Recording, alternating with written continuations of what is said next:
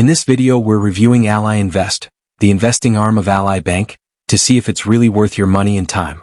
Ally Invest offers two main options: self-directed trading and automated robo-portfolios. It lets you trade stocks, ETFs, and options with zero commissions and no account minimums. You can easily move money between Ally Bank and Ally Invest, making it great if you already use Ally's banking products. Now for the pros. Ally Invest has low fees, smooth bank integration, and an easy-to-use platform. Its robo-portfolios are beginner-friendly, and you can start with as little as $100. For casual investors, it's a solid, low-cost option. But there are some downsides. Ally doesn't offer fractional shares, crypto, or futures trading, and its research tools are pretty basic compared to bigger brokers. Some users also mention app glitches and slow customer service during busy trading hours. So, is it worth it?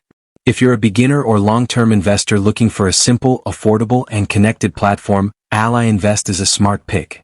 But if you're a power trader who needs advanced tools or fractional investing, other platforms like Fidelity or Schwab might suit you better.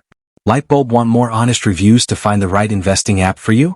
Subscribe for more smart finance breakdowns.